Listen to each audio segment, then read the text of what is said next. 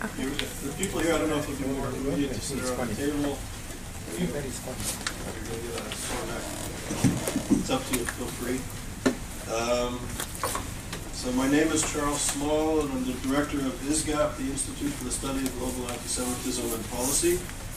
And today we have a real honor to have Professor Uzi Rabi here.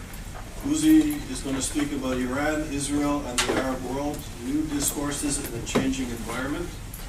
Uzi Rabi is a professor of Middle East Studies, is the director of the Dayan Center at Tel Aviv University.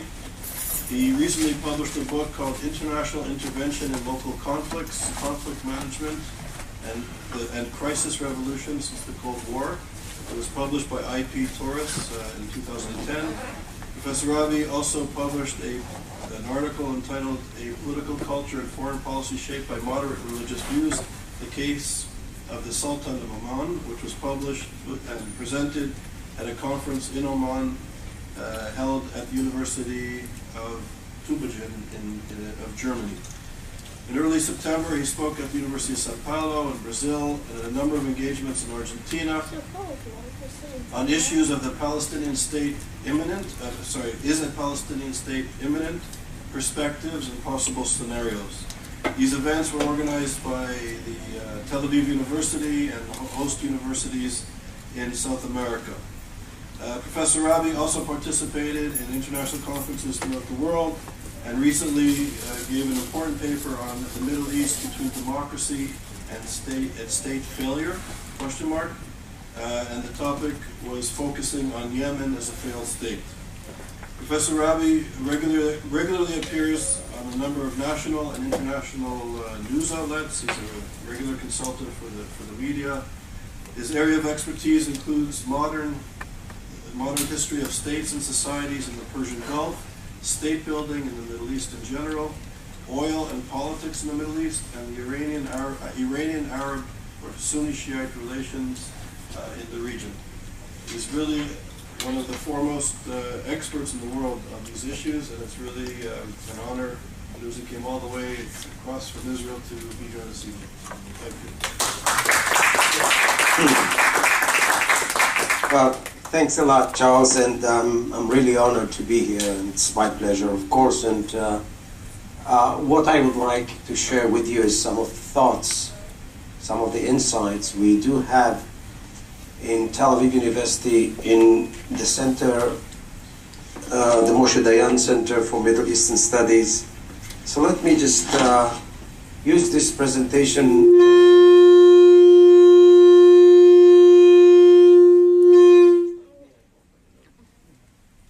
Yeah. Oh, so let me use this presentation first.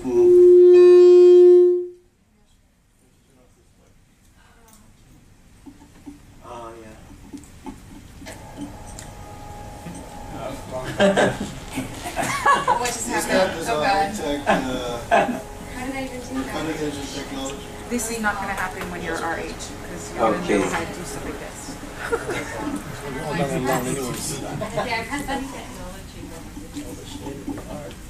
See, we're still trying to figure things out. But when you're an elder, we'll have all this figured out. It will just be like, doom, doom, doom.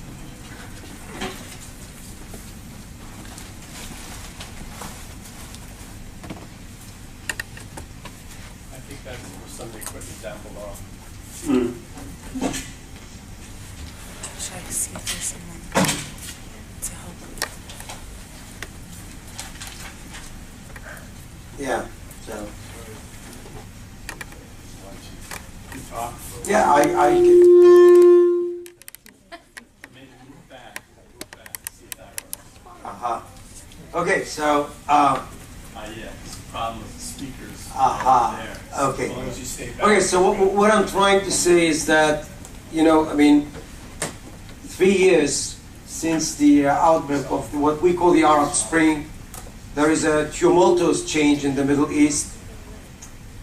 Our basic assumption, or working assumption, is that the change is that dramatic that many of the notions, the insights, the tools. And the microphone keeps making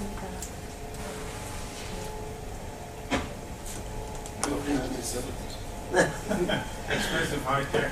Yeah.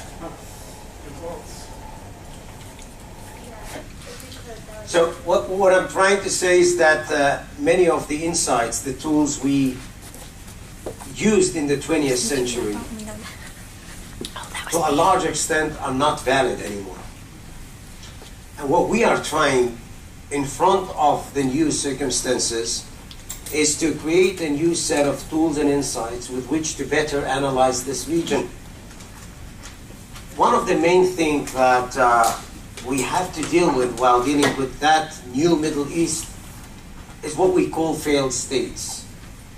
You know, dictators were toppled here, in Tunisia, in Egypt, Libya, and Yemen.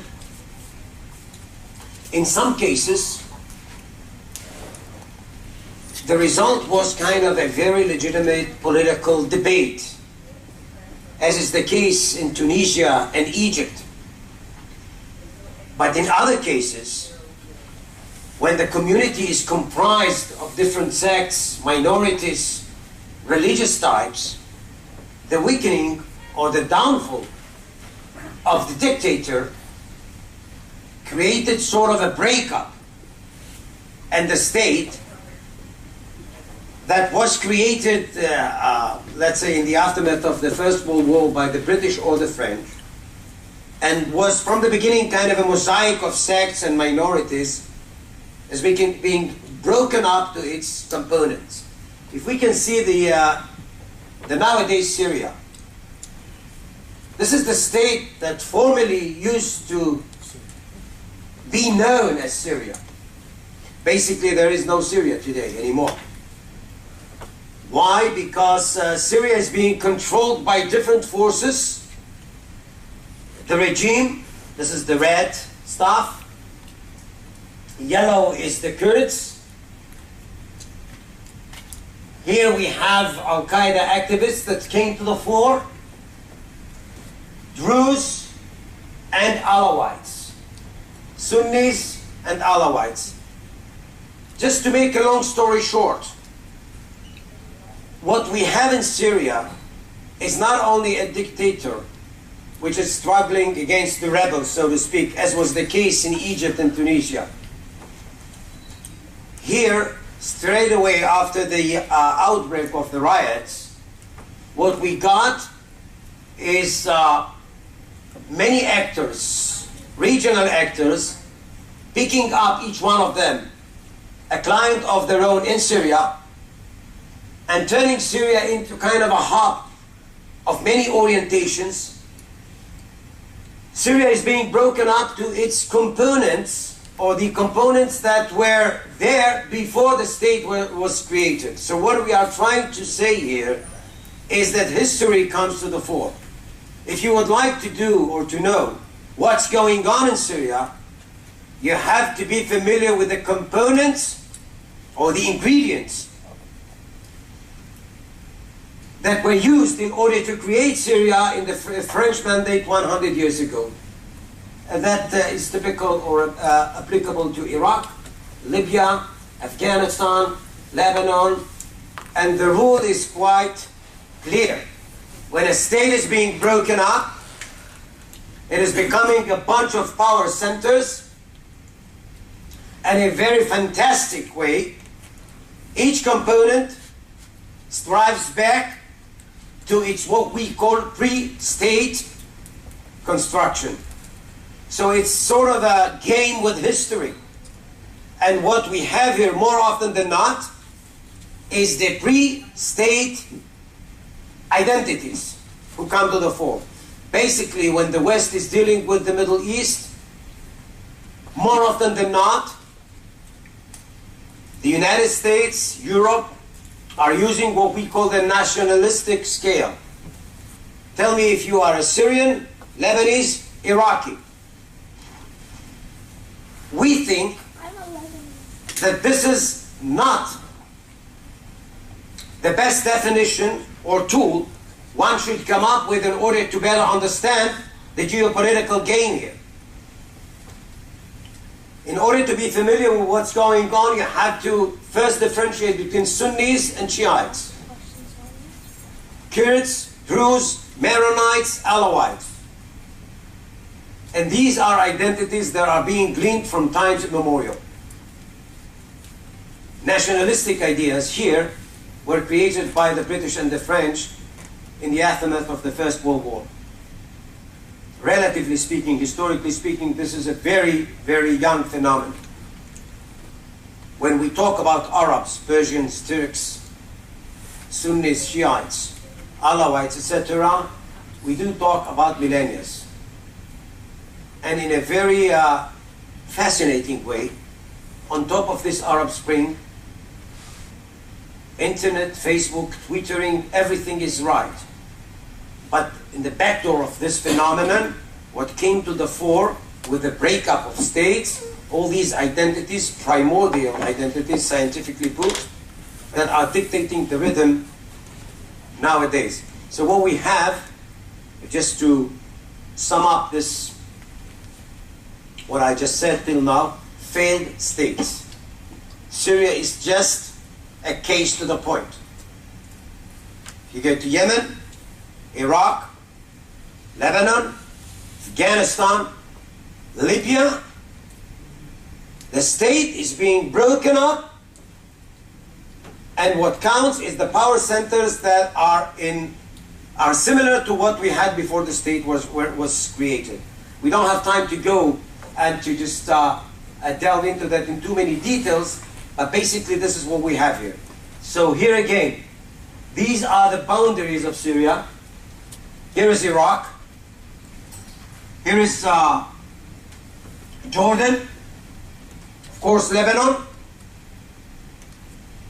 But this is misleading, because what we have here is Sunnis and Shiites crossing the borders and being positioned in two main camps by which to better understand what's going on here. Iran is supporting Bashar in Damascus, instructed Hezbollah, the Iranian client in Lebanon, to cross the borders and to support Bashar in the massacre or the genocide which is being held in Syria against the Sunnis. Sunnis are crossing the border to Lebanon. I hope that you can follow that. But Hezbollah is being sabotaged and attacked by Sunnis who came from Syria, booby traps and other damages that are inflicted upon Hezbollah by those Sunnis. So basically, it's not Lebanese, Syrian, Iraqi identity. It is first and foremost the Sunni versus the Shiites. And again, Druze, Kurds, Persians, Turks, Arabs, etc. This is a plethora of orientations, languages, and basically this is the discipline we are advancing in Tel Aviv University in my center. First of all, to be familiar with the knowledge of it, the language, with the history, historical narrative. If you have the knowledge of the language and the historical narrative, well, the combination would help you out and better understand how people do memorize their history and why their discourse is being built up in that way. This is one thing. The other thing that I think we should just mention here is kind of a shift when it comes to the 21st century. The non-Arab actors of the Middle East are getting stronger.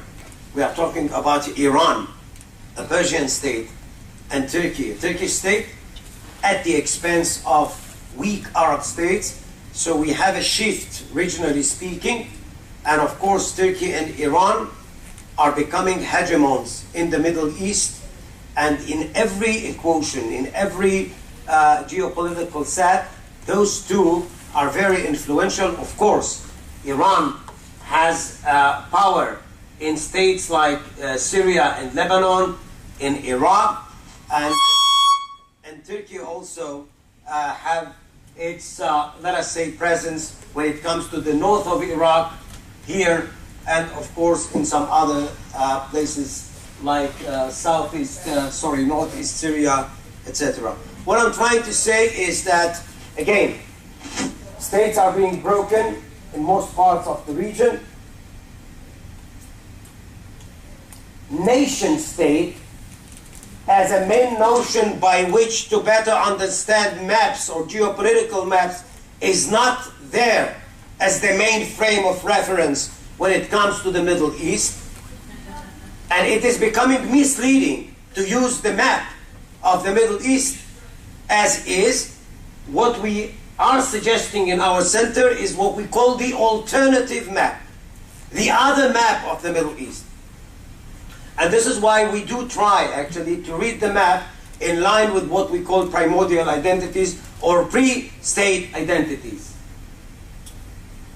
The other thing I think, sorry, yeah. Just a very quick question. If you put Lebanon, put the colors in, would the areas to the left be red like Syria or Shia? No, I mean, Lebanon, again, Lebanon is a state that was formed by the French in 1921. There you have Maronites, Sunnis, Shiites, Druze, and that was the key according to which Lebanon was built up. Of course, Lebanon, from the beginning, was cut off from Syria and was depicted by the French as Grand Liban, it's Great Lebanon. This is why Syria actually invaded Lebanon in 1975. And again, I mean, this whole region was conducted by Muslim empires. The notion of nation state was not here. It was brought in by the British and the French, as I said before. People were forced to buy or to adopt national identities. Lebanon, Syria, these are not Arabic names even. These are names that were brought in by the British and the French from times immemorial, pre-Islamic time, in order to make sure that those states or those communities are going to follow the line of secular thinking and serve the best interest of the then imperial powers, Britain and France. Well, again, it's a contest of identities. What I'm trying to say in a nutshell is that the nationalistic notion is being challenged, again, by pre-national or pre-state identities. And this is why we do offer to view or to have kind of a different map while dealing with the Middle East. It's very interesting because in the 20th century, the conventional wisdom was that the conflict, according to which to better understand the region, is the Palestinian-Israeli conflict. All these phenomena in Mali, in Africa, in Syria, in Lebanon, in Iraq, has nothing to do with the Palestinian-Israeli conflict. These are phenomena that were kind of a result of what we call the Arab Spring. The Palestinian-Israeli that was perceived as a master key through which or with which to solve the regional problems seems to be kind of one among many. And basically, while talking about the Palestinian-Israeli conflict, as you know, the Americans capitalized on that in the recent months. There was kind of a belief that there is a golden opportunity with which to solve out the problems. And again, I mean, we are back in square one. But what I'm trying to say is that Israel, while dealing with this region and having kind of a general look at what's going on, the Palestinian-Israeli conflict is still there, but it is not the key by which to understand what's going on in the other parts of the region. So even if we would like and understand that this is high time for Palestinians and Israelis to get closer to a compromise. Again, it has nothing to do with solving the problems of the other states. What is happening in Syria is genocide. I happen to be in Jordan, met some injured Syrians that became refugees and found shelter in Jordan. It's horrible. I can tell you that what's going on in Syria is something which is really, really problematic.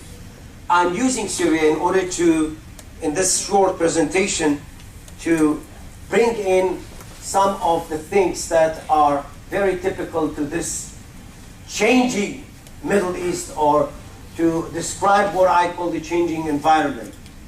So in a way in Syria we have what we saw in Egypt with Mubarak and others.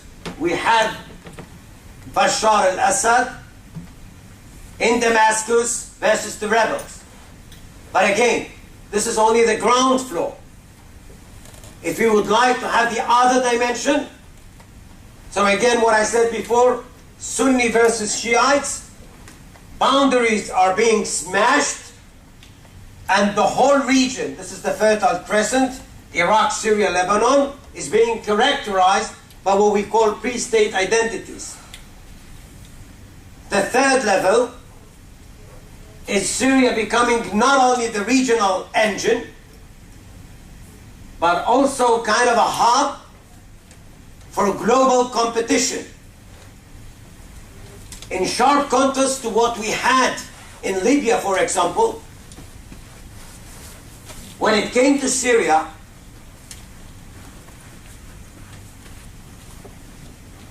the new dimension, let's say, is that Russia was to stand or was to support Bashar al-Assad.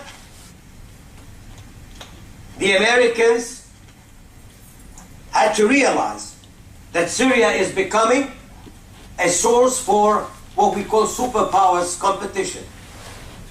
This is something we haven't had in the recent decades. So again, Arab Spring, failed states, free state identities, and global competition. All these could be seen in Syria. And Syria is the main engine through which to better understand what's going on in the region.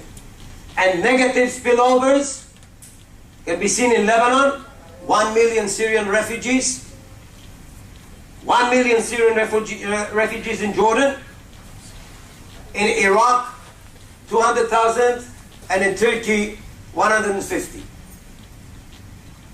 Try to think of that. Humanitarian crisis, no man's lands. These areas have been taken captive by Al-Qaeda activists who came from Yemen, from Iraq, from every other part in the region. So what we got in nowadays Syria, and again, there is no Syria. People do use the name Syria in order to describe the region where Syria had been before. But this is a Syrian space which is divided to different power centers. This region is controlled by what we call Al-Qaeda activists. In Arabic they call themselves Jabhat al-Nusra or Daesh. Daesh is Dawla Islamiyya fil Iraq wa Sham, which means an Islamic state in Iraq and the Levant. And it goes without saying that while trying to understand what is Qaeda, Druze, Kurds, Bashar, Sunnis, Alawites, well, plethora of orientation. So basically, if you would like to get back to a united Syria, it is undoable. So if somebody is going to Geneva and trying to sell the notion of peace in Syria, well, this is just working with the tools of the 20th century, which again are not valid and not relevant for solving the problems of the 21st century. And this is why I use Syria. Let's just move, sorry. Yeah, okay. Egypt. Even if we have states, where there is no that kind of a mosaic of sects and minorities, in Egypt you have the ongoing contest between religion and state, while state is being taken as a secular phenomenon. Well, this is an ongoing theme which could be found in the history of the region. And if, just to make a long story short, I would ask that as kind of a thing that could be found in Syria, in Egypt, Turkey, Saudi Arabia, and the Gulf states. How instrumental religion should be in forging state and societies. This sounds as an innocent question, but we know when states are getting closer to that kind of a question, what they're going to have is to experience kind of a very painful process according to which to find a compromise between the state and the religion. Egypt is there. Turkey is there. I think that the Arab Gulf states are also there. So we have to take into account also not the discourse which is being created because states were broken and each species or each sect is bringing in his dreams or its dreams and his understanding of what history is. We have also kind of a general question which is applicable to all parts or flanks of the Middle East, and the basic or the bottom line is how instrumental religion should be in forging state and societies, very applicable to Egypt. And here comes the other thing. Well, I won't deal with the United States too much, but this is a widely held perception in the Middle East, that the US is a giant in retreat. A giant in retreat. Of course, what was proved in September 2013, when the Russians came in Syria, and when it became clear that the Russians stand still when it comes to the survival of Bashar al-Assad, when it became clear that the Americans, in spite of their declaration and assessment that they are going to militarily act in Syria,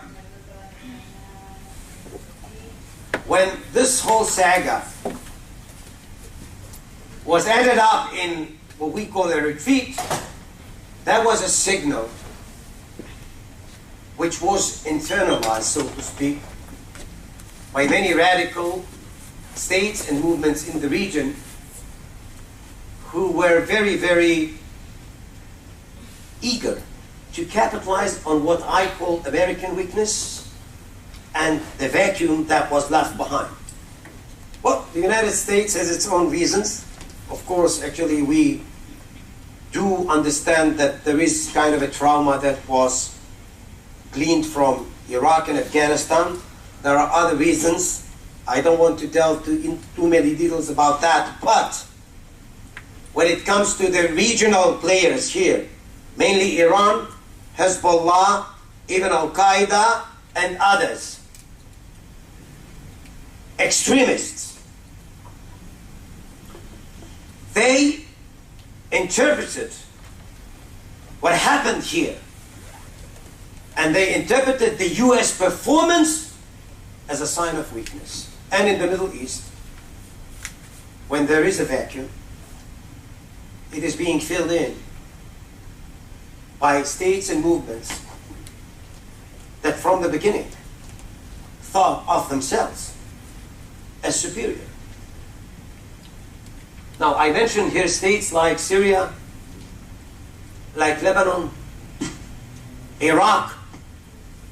These are newcomers. As I said before, they were created just 100 years ago. But when it comes to Iran, this is a different opera. Iran is a state of 3 millennia. In Persian, there is kind of a idiom, Tamaddun Bozorg, which is high civilization. The Iranians do think about themselves as a leading civilization in the Middle East. I say that because they think that it is high time for them to come to the fore. And what they are doing is just to capitalize on the new situation, including American weakness, in order to skillfully calculate the interim agreement about the nukes, but at the same time to nurture clients all over the region, as I said before. The guy who is running the massacre in Syria is no other than General Qasem Soleimani, who is the commander of the Quds, the Jerusalem unit in the Revolutionary Guards of Iran. This is kind of a common wisdom. But the Iranians are building up kind of a modus operandi, and of course, discourse, which is accompanied to that. On the one hand, Charm offensive, talk to the 5+1, promote their interest when it comes to the economic field and the nuclear file, and at the same time, as I said before, to nurture clients like Islamic Jihad in Gaza, extremists in Sinai, Hezbollah in Lebanon, and some other Shia militant groups in Iraq and Syria.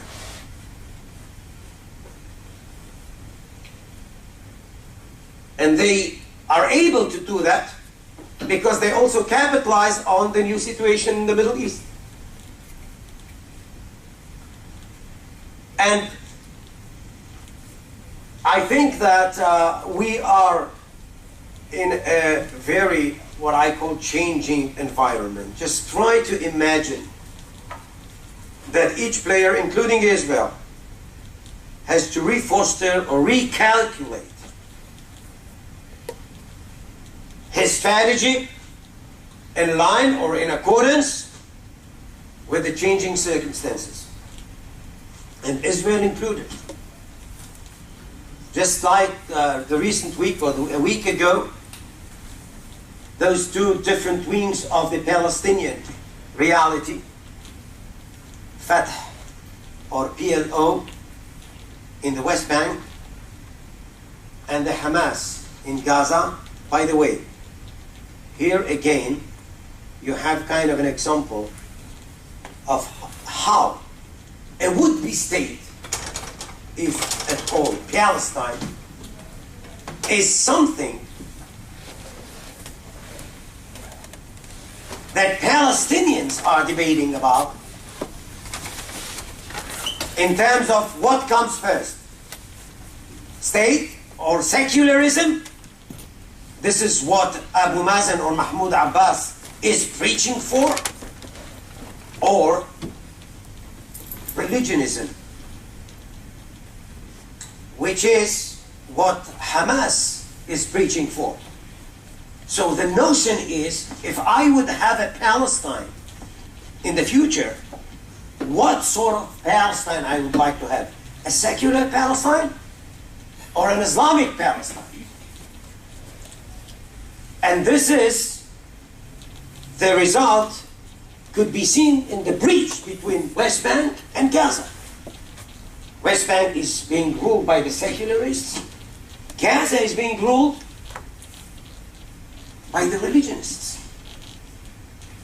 And a week ago, both came up with kind of a compromise by which to forge a unity government or united government And this brought in a lot of speculation about what Hamas has in mind, what Abu Mazen has in mind.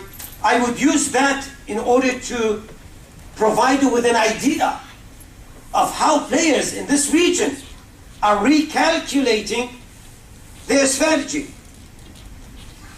Hamas, a year ago, got the upper hand because he was count on Egypt, which was ruled by then the Muslim brothers, by the religionists.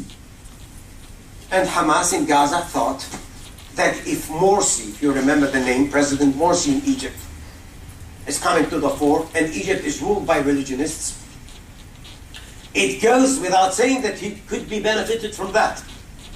The problem is that after several months, Morsi was toppled by Sisi, and Egypt became a state which is ruled by military officers, secularist military officers. And the new regime in Egypt began haunting Hamas.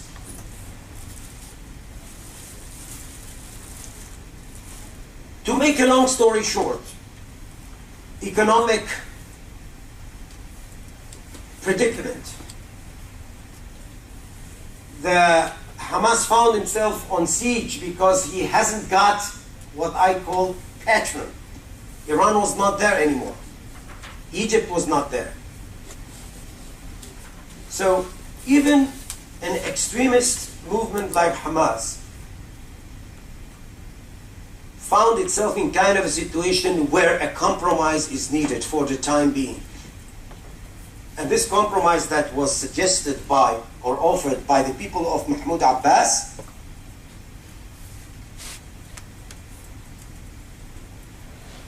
was taken with eagerness by Hamas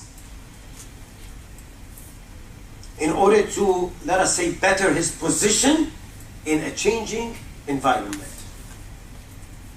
Now, what is the motivation behind Mahmoud Abbas' drive? This is a very interesting thing. Many in Israel would argue that this is another tactics by which Mahmoud Abbas is trying to persuade the Americans to put some more pressure on the Israelis not to build up settlements and to get back to talks where Israel has to just provide or deliver what was promised from the beginning to the Palestinians. I am of the opinion that we are maybe in kind of a juncture where there could be kind of a reorientation of what I call Palestinian policy. If it is true that the Palestinians are disappointed of the Americans', let's say, performance, not because the Americans are highly pro-Israelis, but because the Americans cannot deliver the whole pie.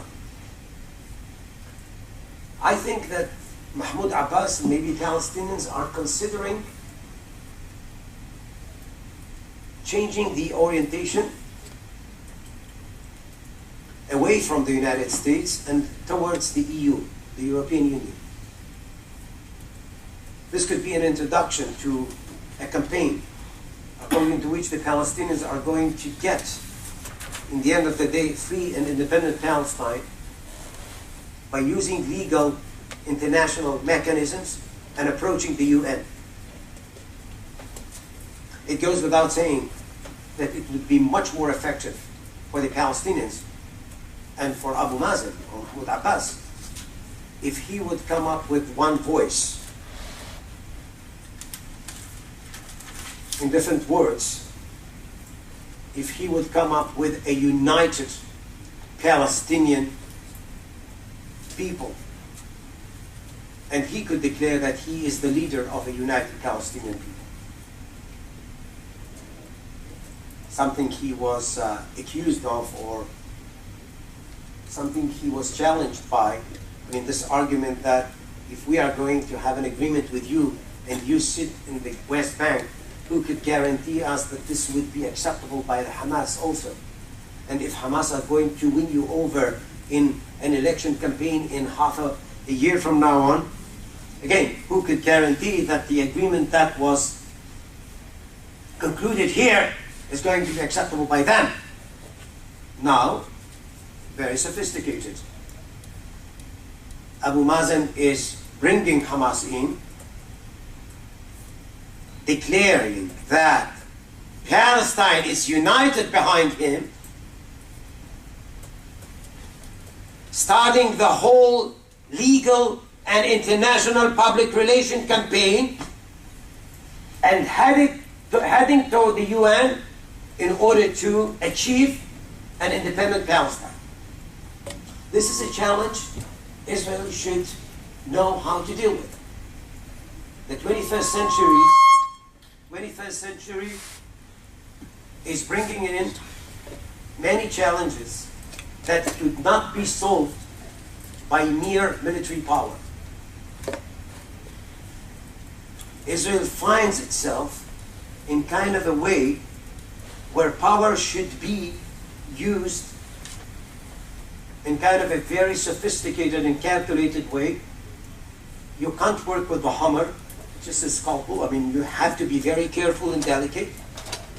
Because as I said before, wars in this region have nothing to do with the Palestinian-Israeli conflict or with Israel. But if you are not that prudent and careful, you could easily be drawn into Syria, Lebanon, or what I call kind of a bloodshed that has nothing to do with Israel or the Palestinian-Israeli conflict. Of course, how to explain Israel when it comes to the international war, this is something that we have to just bear in mind. Of course, again, 9 months. John Kerry said 9 months ago that we are that close to ending up the conflict. Ending up the conflict. We got an agreement, but between Hamas and Fatah, not between Israel and the Palestinians. What one could learn from that is the problem is where the boundary should just stand. Is it necessarily a problem of territory? Or maybe there is something which is much more structural here, something that the outsider cannot grasp, which is what I think. We have two leaders, Netanyahu and Mahmoud Abbas, who are or have to take into account the very complex political system or their constituencies. We have here two people that are experiencing mutual distrust. This is not something that could be solved by that or other formula. It's not necessarily what people think. It would be 95% of the territories to be brought in back to the Palestinians, or 93%, as was suggested by Ehud Olmert. The problem is not there, and the reality is here. Perceptions, conceptions, twisted perceptions of the other. This is part of a very well-known Middle Eastern problem. I always used to say that in this region, we do talk in millennia. It's not decades, it's not even centuries. And this is something that we should take into account. It would take time before people would learn to accept the other. I would put it that way. And it has to do with educational revolution. It has to do with time. Jumping into conclusion or having kind of a quantum leap with which to come up with kind of a formula by which to end the conflict. This is a mere naivete. it says that you do not understand or internalize the real rhythm of what we call the Middle East. And I'm not, what I'm trying to say is that this is what we are educating, or how we are educating our students in Tel Aviv University, in our center. And I think that this is something that should be brought in, because the Middle East has a different rhythm. Political scientists would love the idea of having kind of a model to be implemented in other part of the region. What we are saying when it comes to the Middle East is simply that culture matters. And since political culture in the Middle East is something different, you can't have different models being implemented or being brought in from other parts of the world. I mean, what I'm trying to say, this is not necessarily kind of something that would result in a positive outcome. And we have seen that a lot in the recent 200 years. I don't know where to stop, Charles, but maybe let's, I don't want to, because I keep talking and I don't, I mean, yeah, so what I'm trying to... Don't stop. No, so what I'm trying to say is that this is what we are, we have to emphasize here. It's not the map you see when you look at the Middle East. And we are trying to come up to our policymakers, to our audience, to our students, with the notion of an alternative map. This is not the Middle East we used to see, because it's not the US alone. It's Russia and China. And there are different or shifting alliances here. And this is why I said that everybody is recalculating its own future strategy. Sisi, for example, the president of Egypt, is considering kind of a new deal with Russia when it comes to the weapons and stuff. At times, it is a signal which means to be sent to the United States or the Americans, as if to say, look, if you are not going actually to keep up to your promise, what we are going to do is just to taste the water and see what China and Russia has to say about that. So everything is on the move. And Israel, because of that, has to take that into account.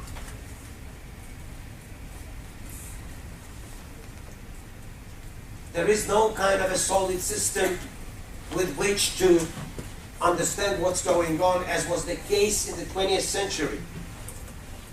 We had the moderate Arab camp and the radical Arab camp with Iran.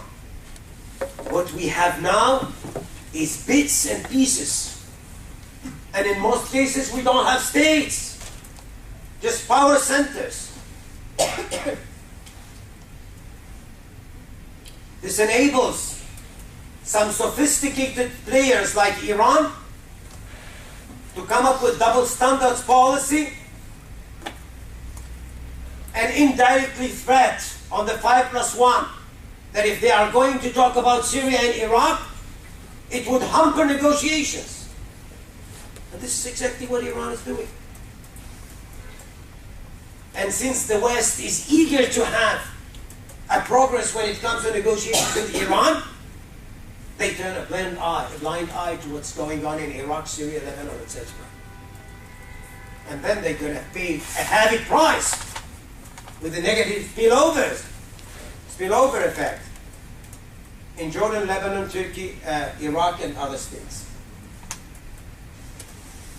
So we are in the midst of a turmoil. And this is why I said that also Israel should reread the map, should better understand or realize what's going on, and Israel too has to foster a new strategy in order to adjust itself to the new realities of the 21st century. So I'll stop here.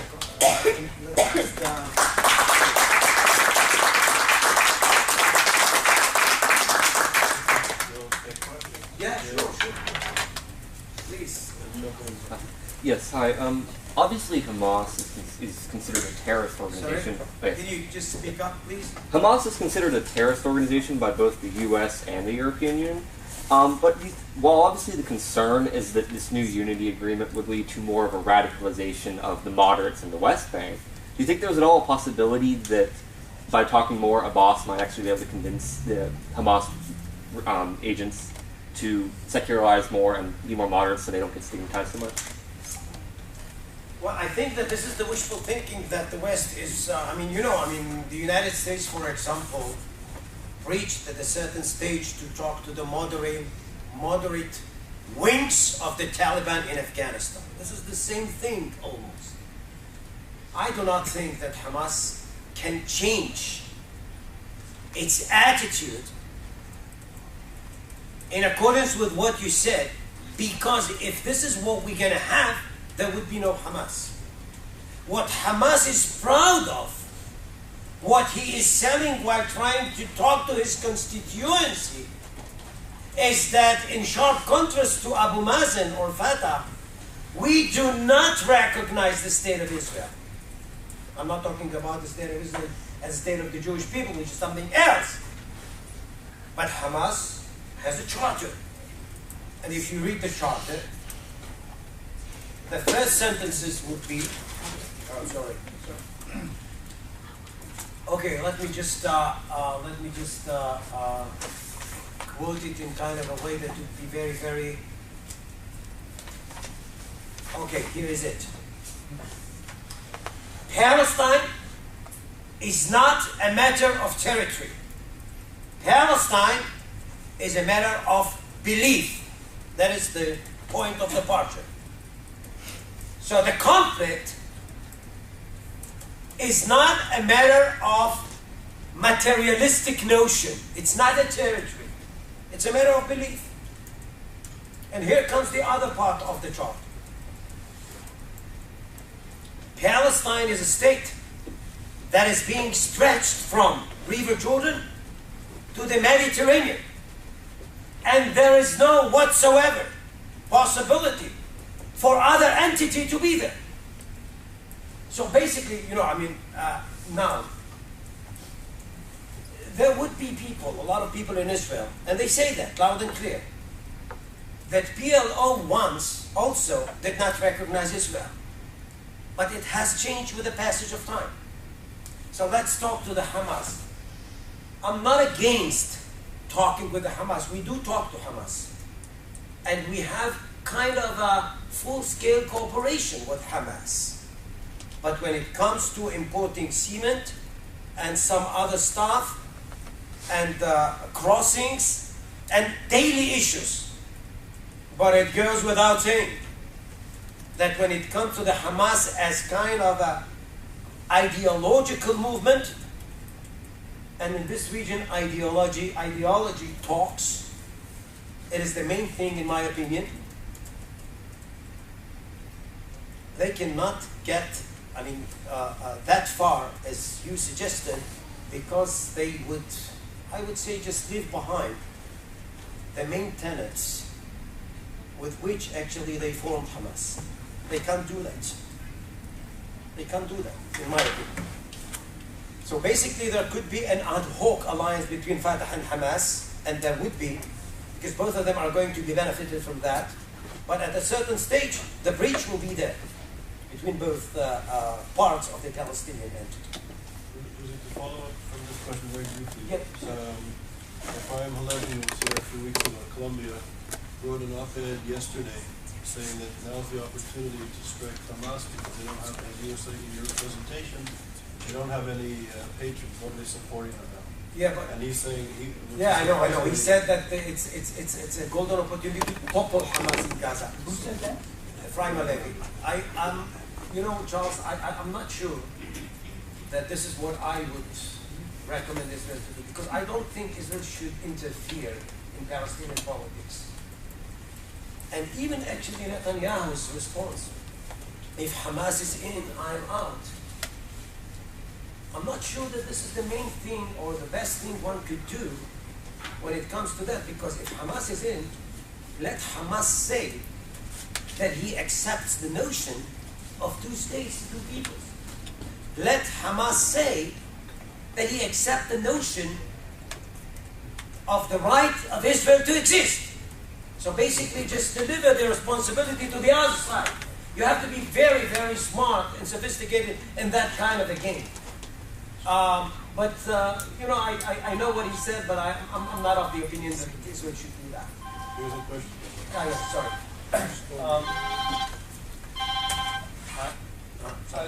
One of the things you mentioned was that I guess the perceived weakness in the Middle East of America, and I was wondering if, in fact, what was going on instead was just a policy shift, like Obama said, where we care about Syria, but the reality is strategically what's going on. There is no Syria, as you said. Strategically, we don't care.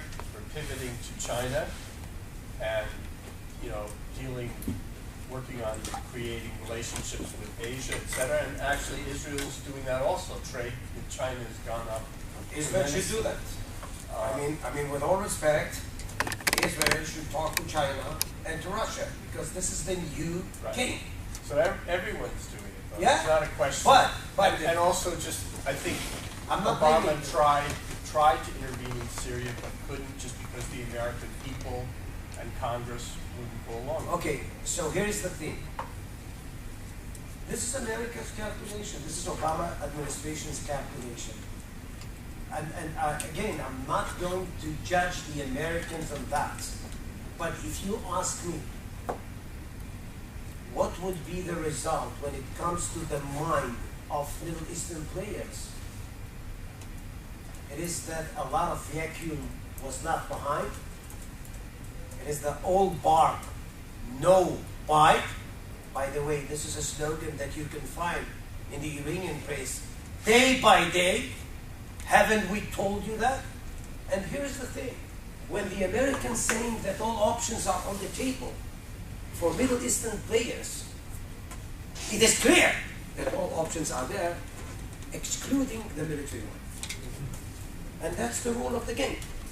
So if you are Iran, Hezbollah, Jihad, Islamic Jihad, you take into account that what may come, the Americans that were perceived from the beginning as a hegemon, the Americans that were invaded or invading Afghanistan and Iraq, they are not going to do that anymore. I accept that. I can agree with you that this is the best thing for the Americans. The problem is that this region doesn't know how to handle itself when the big brother is not there. And this is kind of a wake-up call for players like Iran and Hezbollah, even Al-Qaeda and others, to come to the fore. There's a lot to achieve. In the end of the day, the Americans would find themselves with so many negative implications that were left behind, and they have to appease their allies, because if not, if we can just go back to the Syria, just let me show you something, okay, that would be applicable to what we said. Al-Qaeda here, in Syria and in Iraq is supported. I'll try to be very careful while stating facts. By Saudi Arabia. Not because Al-Qaeda is the cup of tea of the Saudis, but because Al-Qaeda is the enemies of my enemy when it comes to the Saudis. Iran is the arch nemesis of Saudi Arabia. And if you are looking for somebody to serve as a bulwark against Iraq, or some, let us say, kind of a player that would cut Iranian axis from the head of the Persian Gulf to the eastern flank of the Mediterranean, that would even Al-Qaeda. And just think of that. Al-Qaeda fighters are being supported by a pro-American player, because this is the only thing the Saudis have in mind in order to stop or block Iran. So, I mean, if you come to think of that, it's kind of a mess, because you have a bunch of calculations, a bunch of orientations. If states are being broken up, as we said before, well, it is becoming kind of a situation that gets out of control. And I think that for many reasons, this is something that we have to realize. When you say that the Americans are not willing to even deal with Syria, I tell you something, I mean, you don't know how to deal with that, because the opposition is so fragmented there. You have Qaeda A versus Qaeda B. You have Kurds who are going or running as party-legistic gas. It gives enough power to keep the opposition alive, but not enough aid to let them win. But this is the sad thing. The opposition is that strong to harass Bashar, but not to topple him. Bashar is that strong and cruel to damage the opposition, but not to actually abolish it or something like that. So what we have is a bloody stain, which goes on and on. And people are being slaughtered. People are being slaughtered. Not because they did something. They just were there in the wrong place, in the wrong time. That's all. And I'm talking about 170,000 people. And while looking at those young people who became orphans and refugees in Jordan, talk to them, when you see this humanitarian crisis face to face, you understand that there is a hypocrisy that should be actually declared all over the place. The world is being comprised of states and powers who are following their particularistic interests at the expense of the life of many people. So if you would like actually this region to be more, let's say, healthier, the people I met in the refugee camps in Jordan, and we do talk about 500,000 orphans. 500,000 orphans. These people are the exact recipe for the future agony of this region. Not the Geneva talks, what I just mentioned. So, this is the problem. Yeah. Syria, as you said, is no longer a state. So why would there be competition between Russia, the United States, and China for something that they have no national interest or no strategic interest in? No, everybody has an interest. And just another question. Yeah. You mentioned the hegemons of Turkey and Iran. I think you implied that they might get together someday. No. Unlikely, yeah. No, not together. They have their current interest in No, not together. Each other. Turks and Persians. Right. That is kind of a historic Except for rivalry. Yeah. But listen, if the Russians were to let the Americans to have in Syria the same they had in Libya, which means to topple down the dictator. In Libya, it was Muammar al-Gaddafi. So the game was played that way. The dictator is being toppled by the West, NATO, and the United States. And the Americans, or the Europeans, thereafter, are fostering the later on situation in line with their own interests. What Putin said here, there is no replica. There is no recurrence of the Libyan case study in Syria. Why? The Russians has many bases here in the eastern flank of the Mediterranean. They have a fleet here, and they thought about Syria as kind of an asset. If they are going to lose that, they are going to lose their stronghold in the region. And this is why they stood still, and this is why they supported Bashar. The Chinese are everywhere, but economically speaking, they haven't yet translated their economic interests and power to geopolitical ones. Once they are going to do that, that would be a game-change phenomenon. But they are everywhere.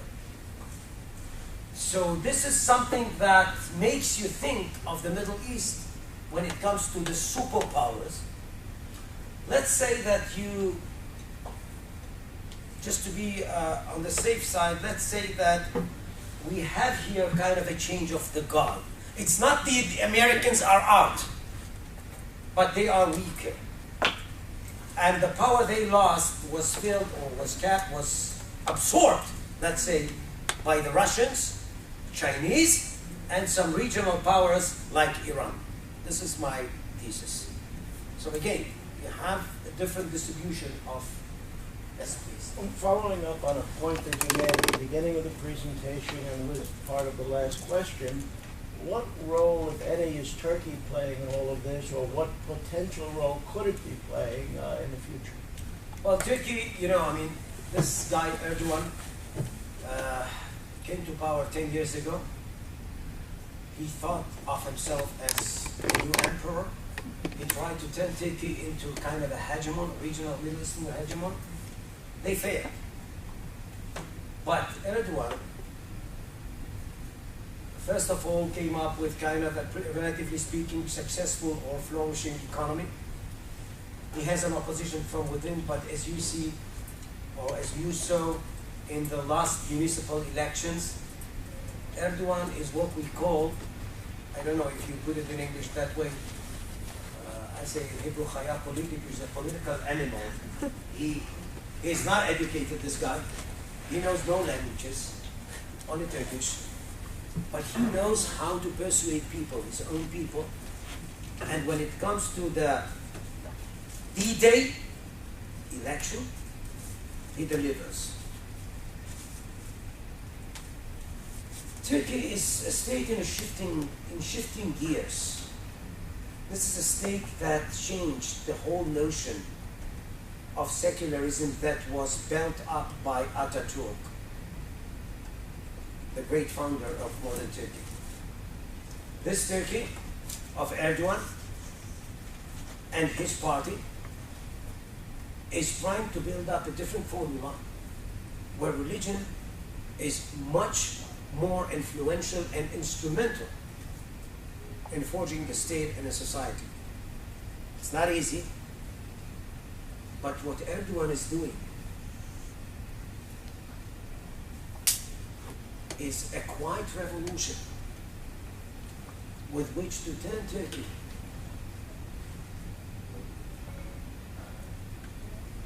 the one-time secular fortress of the Middle East to a much more religionist state and society.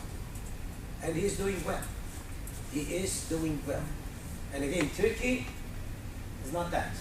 It's not Lebanon, not Syria, not Iraq. It's ancient civilization.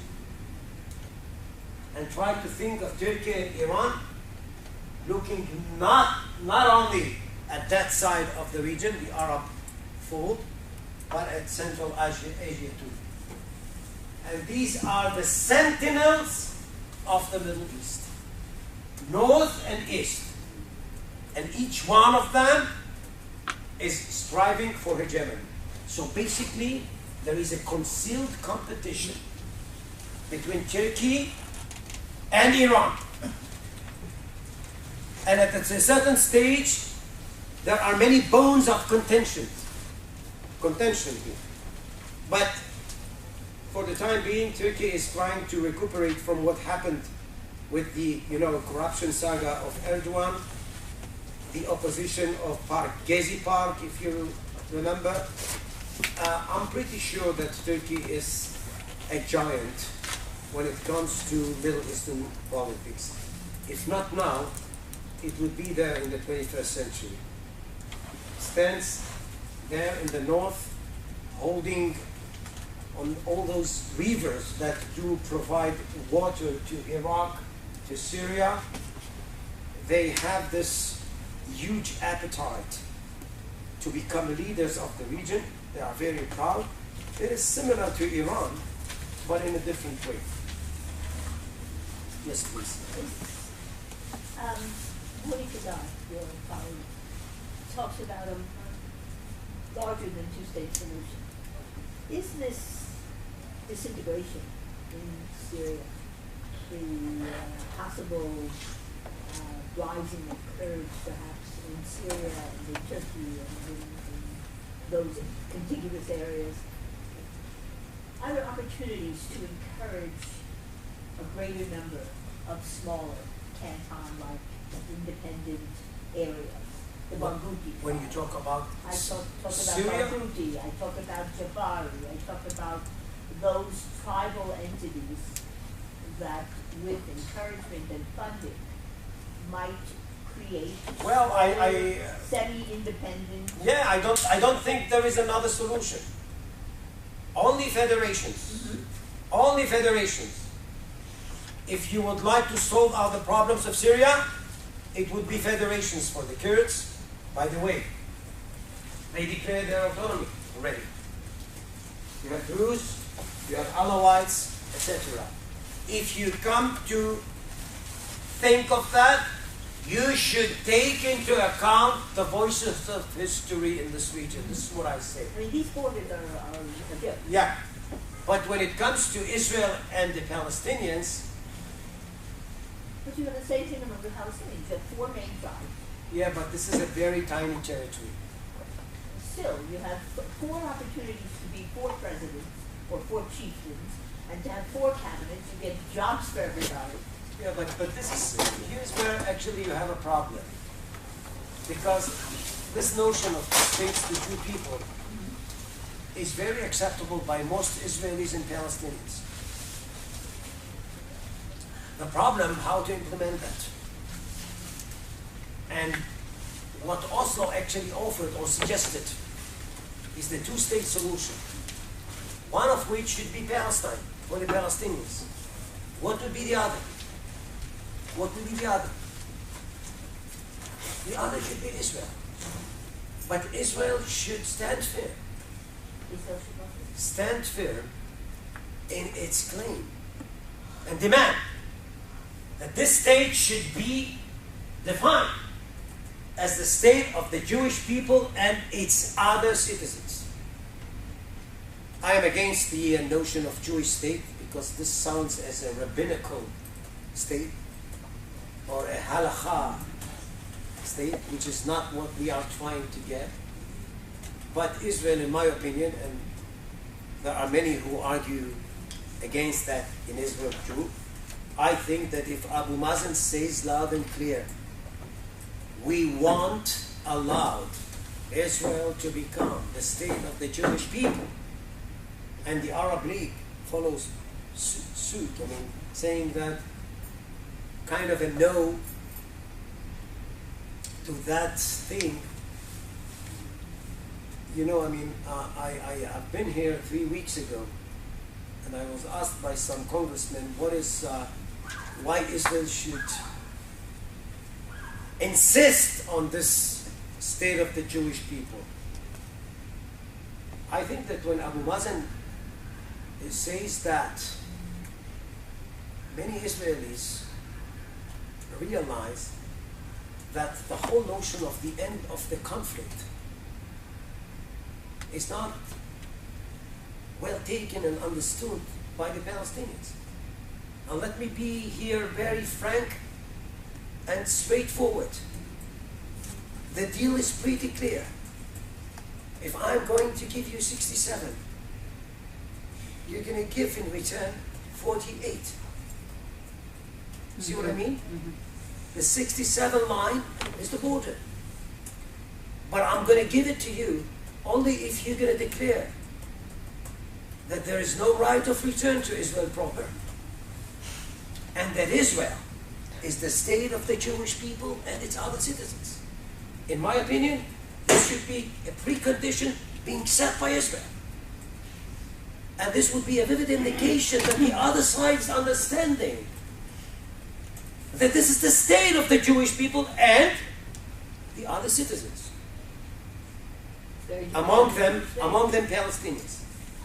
It's very different from Jewish states.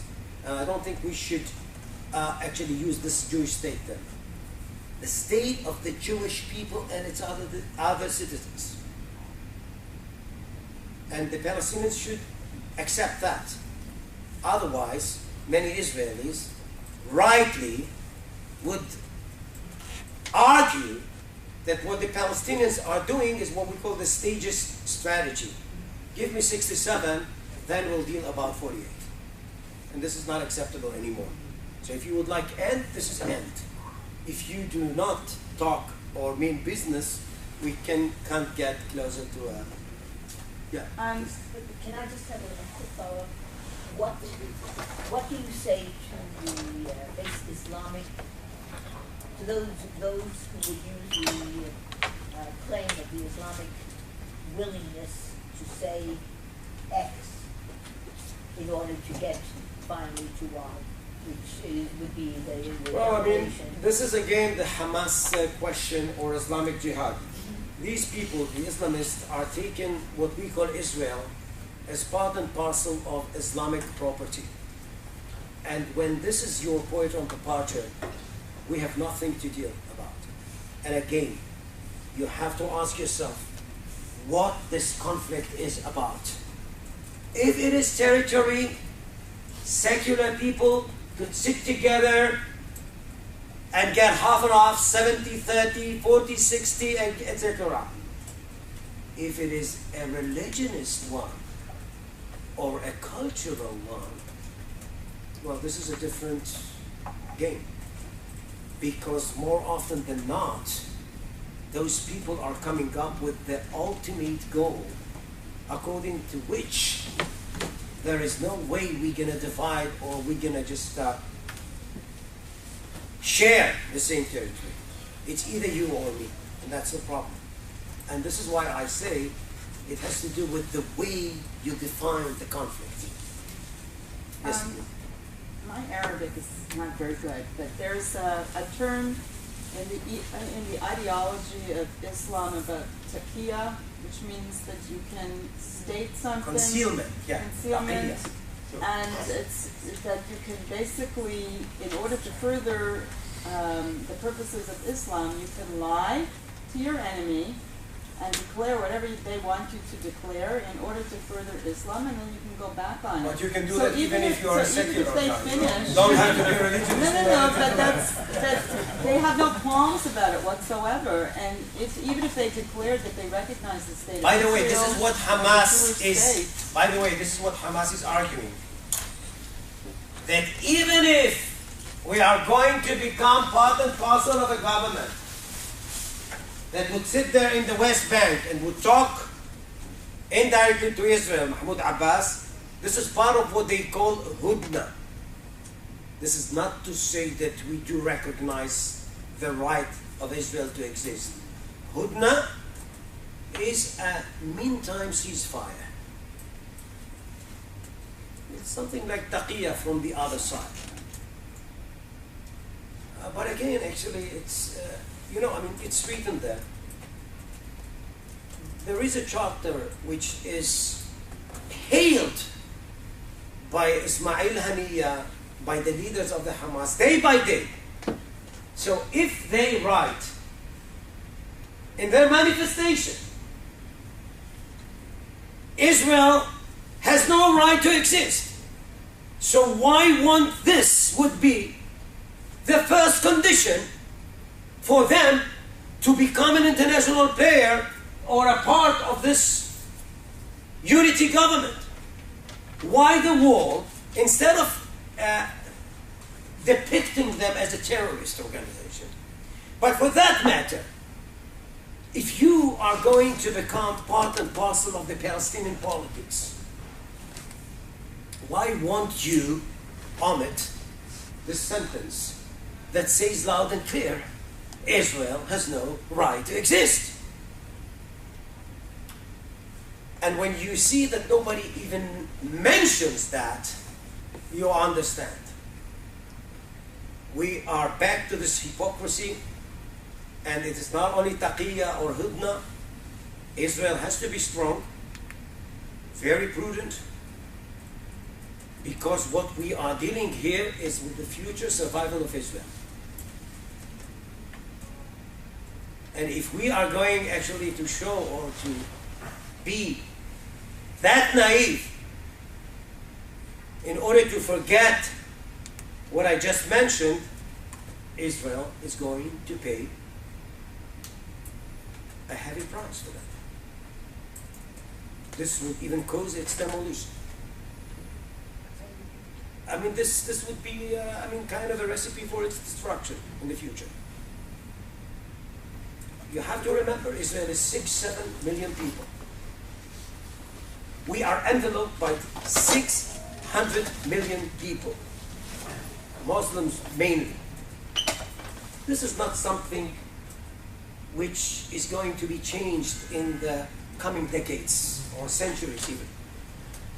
So the recipe is pretty clear. One arm should be that strong because there are many risks and dangers here. The other should be pragmatic. If somebody would like to talk to me on a fair basis, for example, 48 to 67, we should actually cooperate and we should just sit there.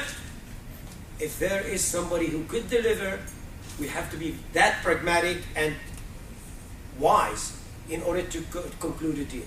But only if we have the other arm with us, which has to do that, which has to has to do with what I call military power. Yes. This actually follows up on what you just said, and thank you so much. This has been amazing. If the EU and UN route, going that route, if Abbas gets that unity opinion and goes that route, what would prevent, if then we had that agreement of 48 for 60, 67 for 48, that would have to be part of then an EU or UN negotiated agreement. Do you see a problem with that, and what would that route look like? The problem is that, no, I don't see a problem with that, but the problem is, I think that Mahmoud Abbas has decided to let it go. Mahmoud Abbas is a 48 guy. He was born in Safed. And he doesn't want to be remembered as the guy who gave up on 48. So, I just wrote an article saying that he is climbing on Har Nevo mountain, like Moshe Rabbeinu, so to speak. What he's telling the Palestinians, Mahmoud Abbas, I'm not going to be in the promised land. You're going to have that. What I'm going to do is to set the stage. International campaign, as you said. Legal campaign. This is what we're going to have here. The Palestinians and Mahmoud Abbas is accompanied by some young and very, very clever advisors, Palestinians, who are holding the model of South Africa. And they are pretty sure that in the long run, this card, EU, UN, this is the recipe with which to get, in the end of the day, closer to independent Palestine. This is what they have in mind. In the meantime, talk to Israel, because Israel is delivering. If Israel is not delivering, is not delivering, we're going to stop, put that in a halt, and go to the UN. And if the Americans are not going to tame Israel, we're going to use the Europeans. So Abbas is in a win-win situation. If you come to think of it, this is my call. It's my observation. And Israel is at the bay. And this is why I said that Israel should start thinking in a different way. How are you going to deal with that? Well, what you said, the 48-67, I mean, with the UN and the EU. But you have to explain that. Right. Because when I'm here in the state, you know, people do not know what Israel is. Because Israel is taken as part and parcel of this Palestine versus Israel. It is as if Israel has no existence of itself. Israel is something that should be understood only in line with the Palestinian-Israeli conflict. And I found myself explaining Israel all over the world. And I was amazed by how ignorant people are when it comes to what Israel is. And I also actually found myself elaborating of the predicaments of Israel. And that way get kind of an empathy to the Israeli stand. Instead of actually dealing with the blame game, as people call it. It's very difficult. And we are doing that with our policymakers. Because policymakers, what they have in mind is the blame game. It's not me, it's him. Nobody is listening to you if this is what you are coming up with. We have to make people understand how complex things are. And when we use the Holocaust, we have to make sure that when people like Netanyahu and Peres and others, when they say that we won't let Iran be nuclear, is because there is a Jewish psyche, which is a byproduct of the Holocaust, and you can do nothing about that. If people would understand that Israel has predicaments, Israel has its own defects, if you would like to, like anybody else. I think that this would be better if people would try to understand it, because Israel is taken as a Goliath and the Palestinians David. And what is Israel's defect? Sorry? What is this defect that you speak of? It's psyche. It's not something that I can just explain by logic. It's there. You can do nothing about that. I remember that actually in '67 when was the 6-Day War. And I was just a 12-year-old guy. And when I looked to my mom, my father, my late father, they were pretty sure that this is the end. Before the war, they were pretty sure that this is what they call in Hebrew, Churban Bayit Shlishi, which means actually the demolition for the third time of the entity of Israel. I saw it in their eyes. You can do nothing about that. You are so anxious because you are so tired. And you have that kind of a history. And you know that nobody in this region, when this guy is slaughtering his own people, kids, old people, in such a brutal way. When you see that, you say, listen, first of all, I have to calm myself. Second, I have to be very careful. Because what I'm dealing with is something which is pretty imperative for the future of my next generations. And you know, I mean, it's just 48. And I hope that, again, in the mind, it's ingrained in the mind of the people. And for 2,000 years, our ancestors have been dreaming about re-establishing a state in that part of the world. They say, actually, the next year in Jerusalem, I am privileged to live their dream of 2,000 years of my ancestors, many other Jews' ancestors. I am privileged. Just think of that. And I have to do whatever I can in order to preserve that and maintain it, and just think of that in kind of a way that would make Israel be stable even when it comes to this neighborhood. And 48 to 67 is something I can buy. But I need guarantees. I have to make sure that the other side is not trying actually to have a state and thereafter actually to have the remaining. So in light of that, I think it's very important what you said. I want to ask a question. We still have some time.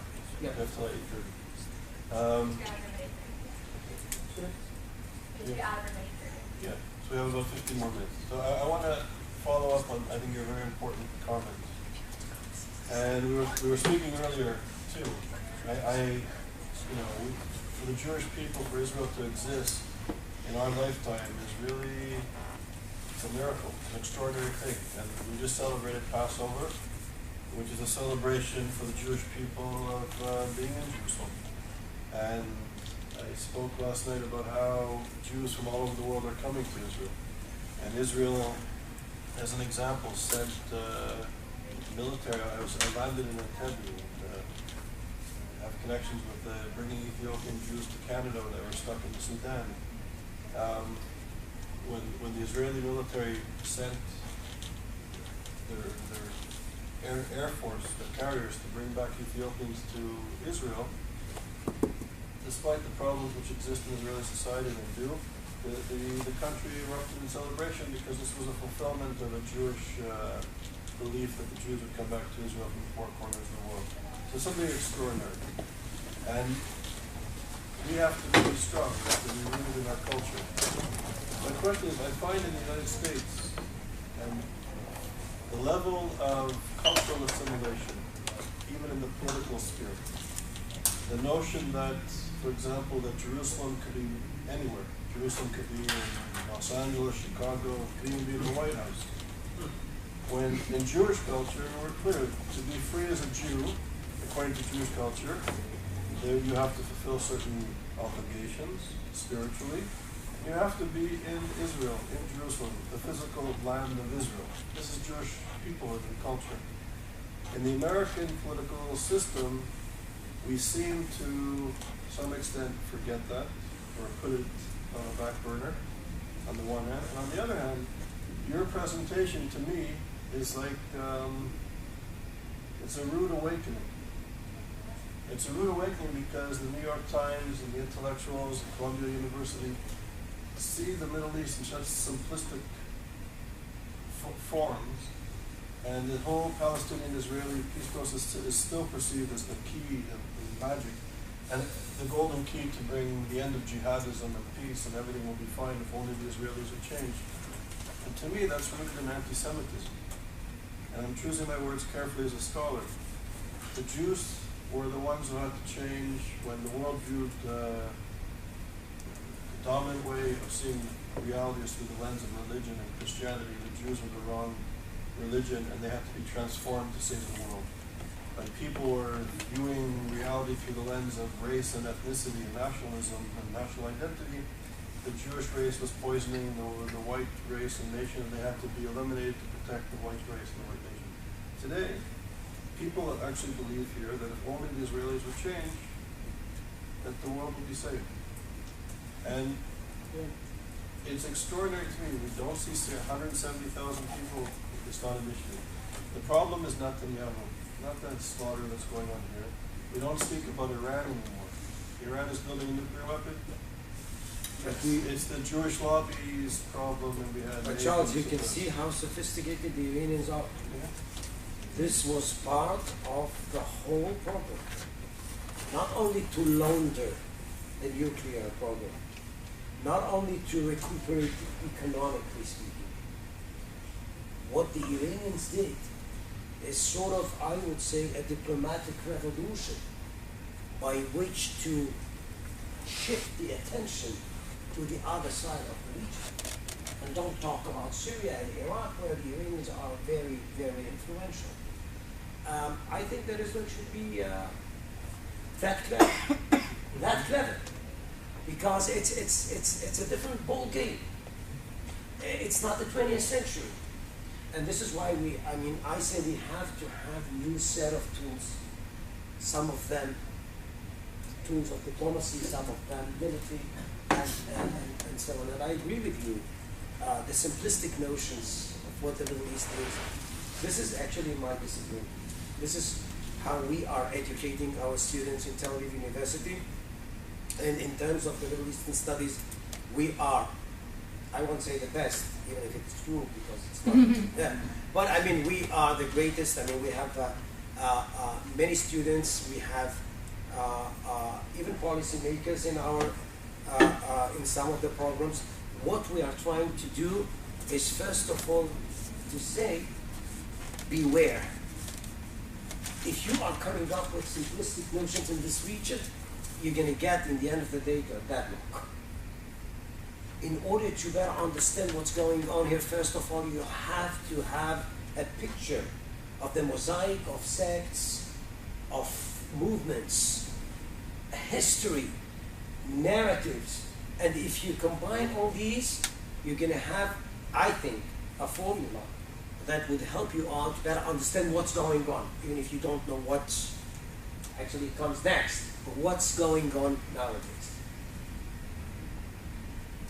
This is Yeah. Sorry, thank you. I'd just like to ask you 3 points, point to 3 things. Firstly, as regards the international community, why is there such a reluctance to intervene in the humanitarian aspect of the situation that's going on in Syria? I know that the United Nations, they have meetings after meetings on the situation, but it seems as if the whole international community is basically turning their backs. You see children suffering every day in Syria, but nothing concrete is being done in that aspect. Well, this should have been done from the beginning. Yeah. With the Americans waiting and the world waiting for, let's let them fight each other, and then we're going to decide who is getting the upper hand and how to handle that. What happened is that the opposition became so fragmented. Again, each one of the elements of the opposition is promoting his own interests. Kurds, autonomy. Qaeda versus movements. Even the Sunnis in Syria, the main opposition. You have the Free Syrian Army. You have the National Coalition. I can tell you that I met many oppositioners in Europe. And they promise a lot about the day after. But they have no power in Syria itself. Yeah, but obviously Geneva peace talks failed. No, Nobody talks about that anymore in the United States. I mean, if you talk about peace and about Syria, these are 2 terms which are not relevant. Not peace and not Syria. So I get back to what was mentioned here. First of all, you have to internalize the fact that what we have is a bunch of power centers.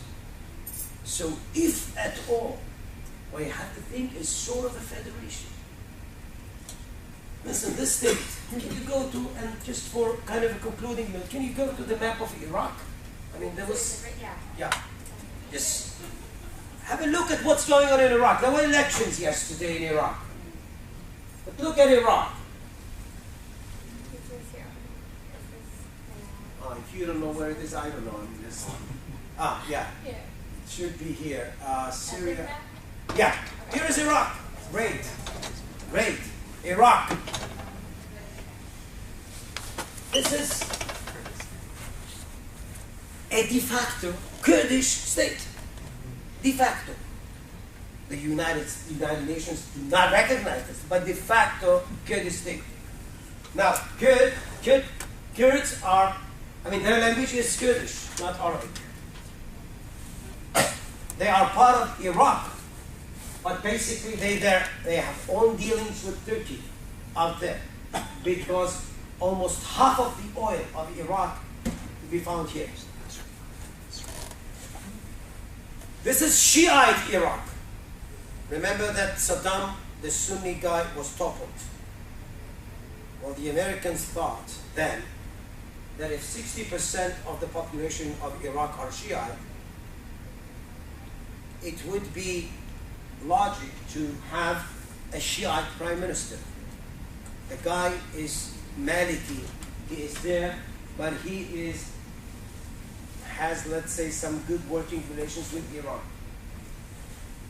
So, what was left is the Sunnis, 25% of the population. Now they are becoming deprived of everything. So they are here.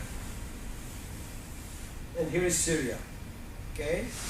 What we have here, exactly at the place where the Americans were until December 2011. Here, Fallujah. That was the headquarters of the Americans. Now it is the capital city of Al-Qaeda state in western Iraq. Sunnis, Shiites, Kurds. And in order to just have that as a concluding note, I dealt in my PhD with the history of the Persian Gulf. One of the documents that were pretty fascinating was a document that was talked about the formation of Iraq in 1921. The Foreign Office in London sent kind of a cable, telegram, to the High Commissioner in Iraq, the British, Arnold Wilson. And the question was that, since Iraq is kind of three different items being brought together, who could guarantee us that in the long run Shiites won't go for the Sunnis, Kurds for the Arabs, etc. And here is the reply that was sent by Arnold Wilson, 1921, to London. It won't happen. We shall teach them to let bygone be bygone. Thank you.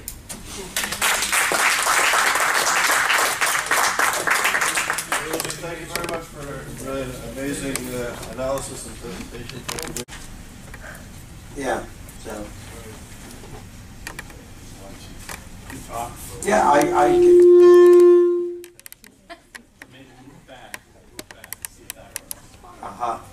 Okay, so problem with the speakers there. Okay. As long as you stay back. Okay, so what I'm trying to say is that, you know, I mean, 3 years since the outbreak of what we call the Arab Spring, there is a tumultuous change in the Middle East. Our basic assumption or working assumption is that the change is that dramatic that many of the notions, the insights, the tools. And then the microphone keeps making me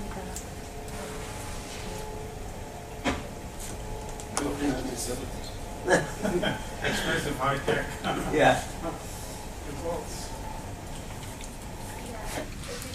So what I'm trying to say is that many of the insights, the tools we used in the 20th century, to a large extent, are not valid anymore.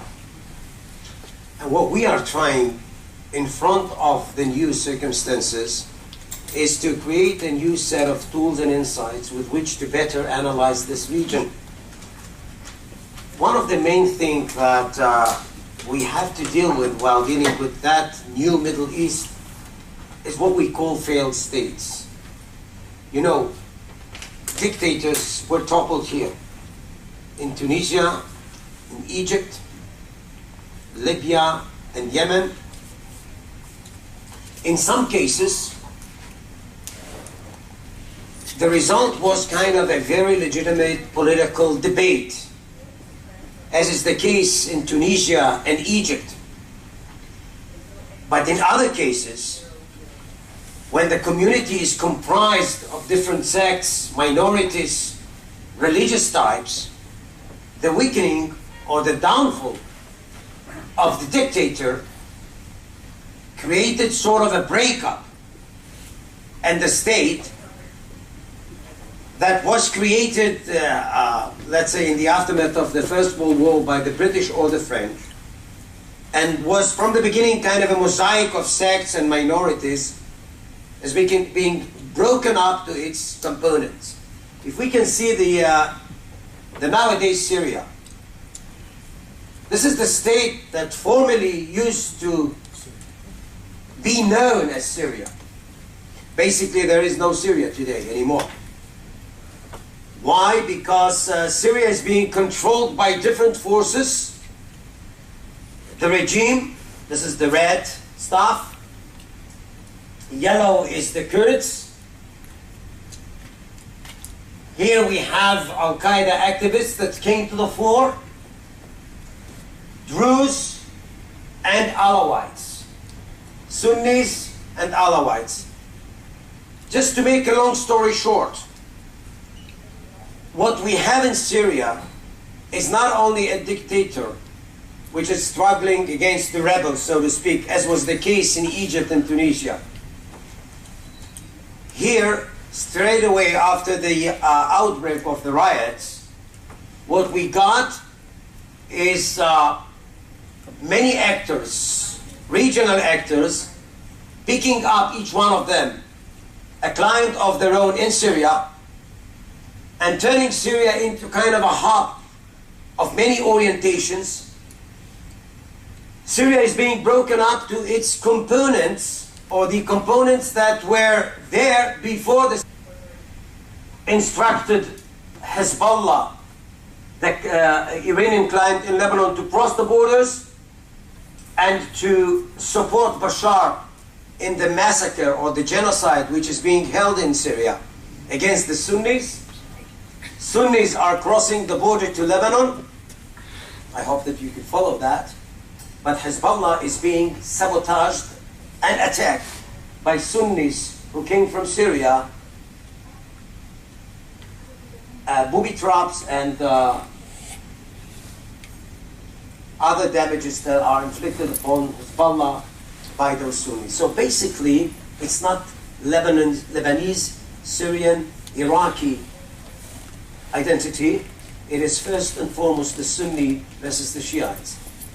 And again, Druze, Kurds, Persians, Turks, Arabs, etc. This is a plethora of orientations, languages, and basically this is the discipline we are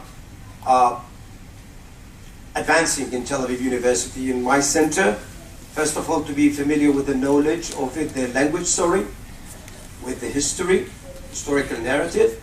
If you have the knowledge of the language and the historical narrative, well, the combination would help you out and better understand how people do memorize their history and why their discourse is being built up in that way. This is one thing. The other thing that I think we should just mention here is kind of a shift when it comes to the 21st century. The non-Arab actors of the Middle East are getting stronger.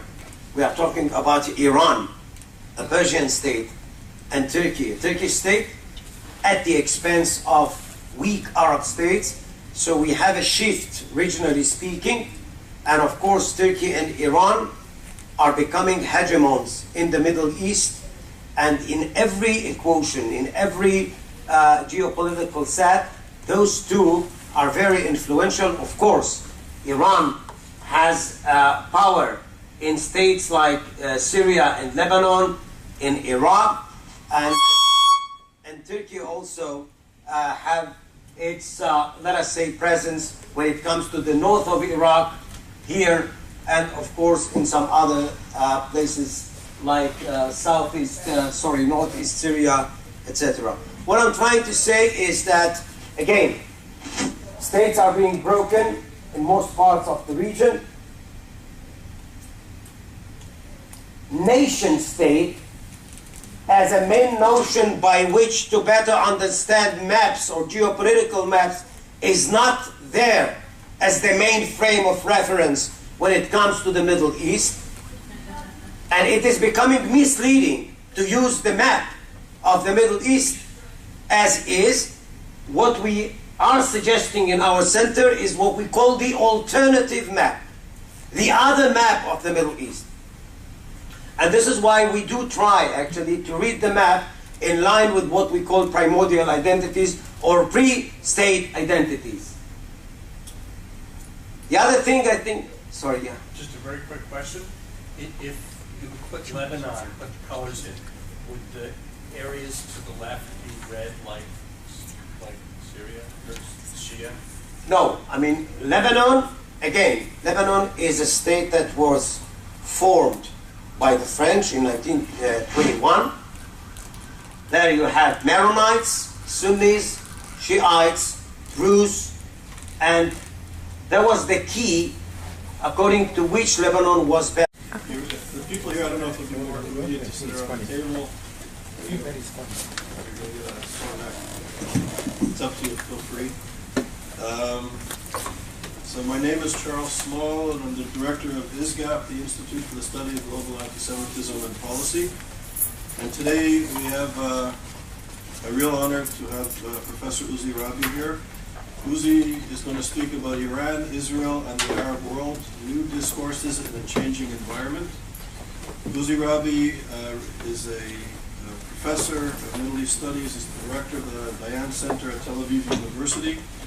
He recently published a book called International Intervention in Local Conflicts, Conflict Management, and Crisis Revolution since the Cold War. It was published by IP Taurus in 2010. Professor Rabi also published an article entitled A Political Culture and Foreign Policy Shaped by Moderate Religious Views, the Case of the Sultan of Oman, which was published and presented at a conference in Oman held at the University of Tübingen of Germany. In early September, he spoke at the University of Sao Paulo in Brazil and at a number of engagements in Argentina on issues of the Palestinian state imminent, is a Palestinian state imminent, perspectives and possible scenarios. These events were organized by the Tel Aviv University and host universities in South America. Professor Rabi also participated in international conferences throughout the world and recently gave an important paper on the Middle East between democracy and state failure, question mark. And the topic was focusing on Yemen as a failed state. Professor Rabi regularly appears on a number of national and international news outlets. He's a regular consultant for the media. His area of expertise includes modern history of states and societies in the Persian Gulf, state building in the Middle East in general, oil and politics in the Middle East, and the Iranian-Arab or Sunni Shiite relations in the region. He's really one of the foremost experts in the world on these issues, and it's really an honor that Uzi came all the way across from Israel to be here this evening. Thank you. Well, thanks a lot, Charles, and I'm really honored to be here, and it's my pleasure, of course. And what I would like to share with you is some of the thoughts, some of the insights we do have in Tel Aviv University in the center, the Moshe Dayan Center for Middle Eastern Studies. So let me just use this presentation.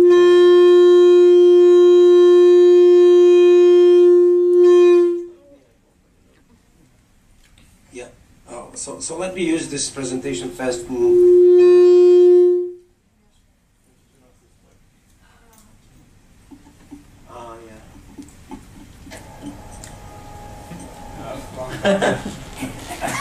just happened? Oh God.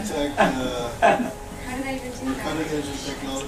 This is not going to happen when you're our age, because you're going to know how to do stuff like this.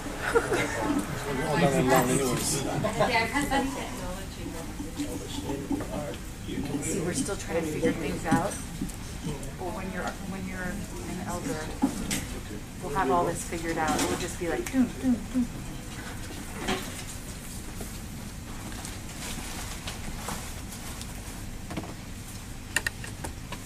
I think that's some equipment down below. Should I see if there's someone to help? State was created. So what we are trying to say here is that history comes to the fore. If you would like to do or to know what's going on in Syria, you have to be familiar with the components or the ingredients that were used in order to create Syria in the French Mandate 100 years ago. And that is typical or applicable to Iraq, Libya, Afghanistan, Lebanon, and the rule is quite clear. When a state is being broken up, it is becoming a bunch of power centers, and in a very fantastic way, each component strives back to its what we call pre-state construction. So it's sort of a game with history. And what we have here more often than not is the pre-state identities who come to the fore. Basically, when the West is dealing with the Middle East, more often than not, the United States, Europe, are using what we call the nationalistic scale. Tell me if you are a Syrian, Lebanese, Iraqi. We think that this is not the best definition or tool one should come up with in order to better understand the geopolitical game here. In order to be familiar with what's going on, you have to first differentiate between Sunnis and Shiites, Kurds, Druze, Maronites, Alawites. And these are identities that are being gleaned from times immemorial. Nationalistic ideas here were created by the British and the French in the aftermath of the First World War. Relatively speaking, historically speaking, this is a very, very young phenomenon. When we talk about Arabs, Persians, Turks, Sunnis, Shiites, Alawites, etc., we do talk about millennia. And in a very fascinating way, on top of this Arab Spring, internet, Facebook, Twittering, everything is right. But in the back door of this phenomenon, what came to the fore with the breakup of states, all these identities, primordial identities, scientifically put, that are dictating the rhythm nowadays. So what we have, just to sum up this, what I just said till now, failed states. Syria is just a case to the point. If you go to Yemen, Iraq, Lebanon, Afghanistan, Libya, the state is being broken up, and what counts is the power centers that are similar to what we had before the state was created. We don't have time to go and to just delve into that in too many details, but basically this is what we have here. So here again, these are the boundaries of Syria. Here is Iraq. Here is Jordan. Of course, Lebanon. But this is misleading, because what we have here is Sunnis and Shiites crossing the borders and being positioned in two main camps by which to better understand what's going on here. Iran is supporting Bashar in Damascus, held up. Of course, Lebanon, from the beginning, was cut off from Syria and was depicted by the French as Grand Liban, Great Lebanon. This is why Syria actually invaded Lebanon in 1975. And again, I mean, this whole region was conducted by Muslim empires. The notion of nation state was not here. It was brought in by the British and the French, as I said before. People were forced to buy or to adopt national identities. Lebanon, Syria, these are not Arabic names even. These are names that were brought in by the British and the French from times immemorial, pre-Islamic time, in order to make sure that those states or those communities are going to follow the line of secular thinking and serve the best interest of the then imperial powers, Britain and France. Well, again, it's a contest of identities. What I'm trying to say in a nutshell is that the nationalistic notion is being challenged, again, by pre-national or pre-state identities. And this is why we do offer to view or to have kind of a different map while dealing with the Middle East. It's very interesting because in the 20th century, the conventional wisdom was that the conflict, according to which to better understand the region, is the Palestinian-Israeli conflict. All these phenomena, in Mali, in Africa, in Syria, in Lebanon, in Iraq, has nothing to do with the Palestinian-Israeli conflict. These are phenomena that were kind of a result of what we call the Arab Spring. The Palestinian-Israeli that was perceived as a master key through which or with which to solve the regional problems seems to be kind of one among many. And basically, while talking about the Palestinian-Israeli conflict, as you know, the Americans capitalized on that in the recent months. There was kind of a belief that there is a golden opportunity with which to solve out the problems. And again, I mean, we are back in square one. But what I'm trying to say is that Israel, while dealing with this region and having kind of a general look at what's going on, the Palestinian-Israeli conflict is still there, but it is not the key by which to understand what's going on in the other parts of the region. So even if we would like and understand that this is high time for Palestinians and Israelis to get closer to a compromise, again, it has nothing to do with solving the problems of the other states. What is happening in Syria is genocide. I happen to be in Jordan, met some injured Syrians that became refugees and found shelter in Jordan. It's horrible. I can tell you that what's going on in Syria is something which is really, really problematic. I'm using Syria in order to, in this short presentation, to